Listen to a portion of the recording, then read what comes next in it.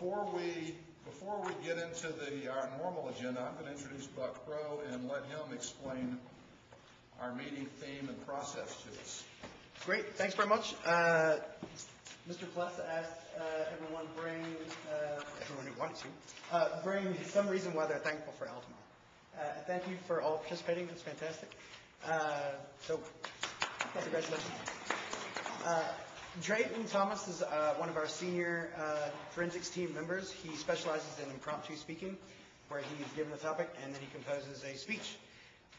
So he's going to come up and look at this board for 2 minutes. I think he has, well, he can look at it for maybe as long as he needs to read all the responses. Then he'll begin composing his speech. In competition, generally, there's 2 minutes of preparation time and then 5 minutes of speaking time. So we're gonna hold him to that fairly close this evening. So Drayton, if you want to come up and start reading the cards, that'd be great. Now, Buck, while Drayton's doing this, what can you tell us about Drayton's either forensic career or sure. He's a senior.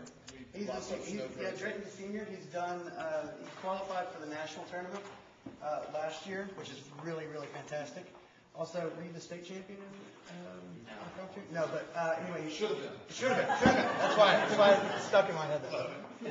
But yeah, his 2 events this year are original oratory and also impromptu speaking. So he's been great. Wonderful member of the Friends. Okay. All yours. Thanksgiving is coming up pretty soon, and most people are probably wondering, well, what should I be thankful for? What has influenced my life in a positive way?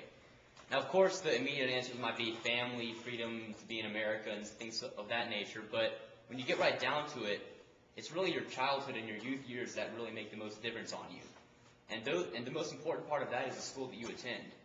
Now, having been an Altamont student for 8 years, I have accumulated a diverse realm of different factors in my life that have allowed me to shape in a different way than might have happened in another school. So there are many things that I'm thankful for, and as I was looking over these things that you all are thankful for, I was noticing similar sentiments.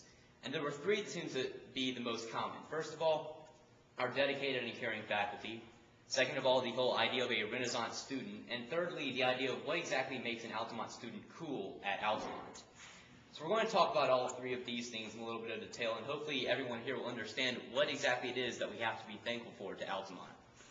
So first of all, let's talk about our faculty. Now, of course, one of the prime examples of dedicated faculty that I have to bring up is Maha Awad. Now, AP practice for the Calculus BC AP exam starts about the first day of school. As many, if you have any kids who've taken her class, you know this. Now, once the AP is maybe 2 weeks away, she will dedicate, I calculated on one weekend, she put in 20 hours where she was available to students who needed help with anything they didn't understand. She also holds morning classes and afternoon classes and activities classes. She is more than happy to answer students' questions at any time. People are allowed to come to her house. People are allowed to call her at 3 a.m. in the morning. Not that anyone has, but I've heard that it is loud. Now, it's this sort of thing that really brings Altamont above any other school, because our faculty really care about our students, not for simply just making money or anything of that nature, but more because they want to see their students do well. They want to see that their students are doing well because that gives them their purpose, to see the minds that they are influencing, somehow influencing the world around them. They want to see them make a positive change, and to do that, they know they have to make a positive change for their students. Now, this brings me to my second point, the students at Altamont. Now, most students are going to be very good at one thing, but at Altamont, you'll find that most students are very good at everything. In fact, there's no real stereotype you can put on an Altamont student, because, of course, you have people such as myself who are really interested in math, and it's probably my best subject, but at the same time I do forensics, and I enjoy art history.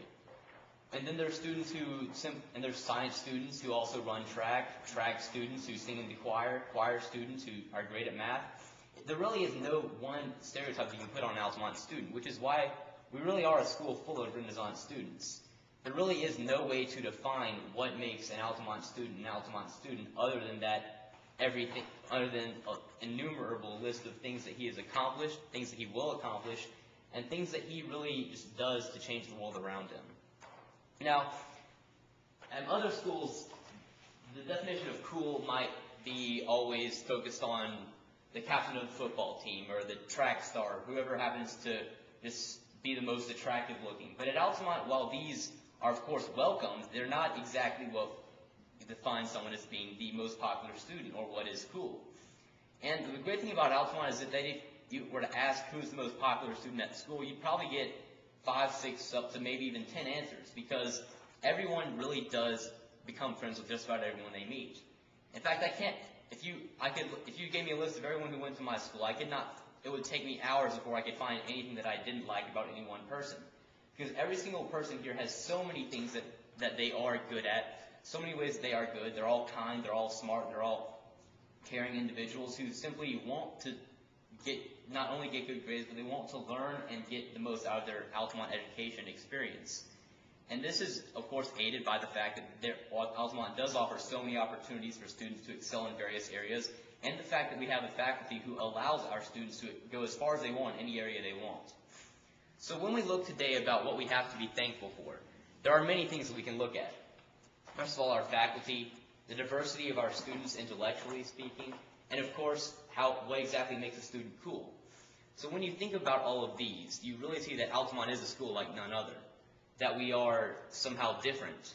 And I believe we are different in a very good way, because we allow our students to do pretty much whatever they want within certain obvious restrictions. But these restrictions are simply most of the time come down to what they can do, not what they want to do. No student wants to do anything outright illegal or stupid. All students want to do something that is changing, that will affect the world around them in a positive way, that they want to become a rocket scientist or become a politician, or become a spokesperson or something of that nature. But every single student's dream is not to make a bunch of money, but rather to change the world around them. And I think that while this might say something about the student who goes to Altamont, I think at the core of it, it says something about Altamont as a school as a whole. And so that is why we must give thanks to Altamont, because it changes the way we end up from when we walk in this door, in the doors of Altamont, to when we leave graduating. There are two different people, and the latter is always the stronger, more intellectual, more driven, more motivated, more kind individual who we should all aspire to be. Thank you.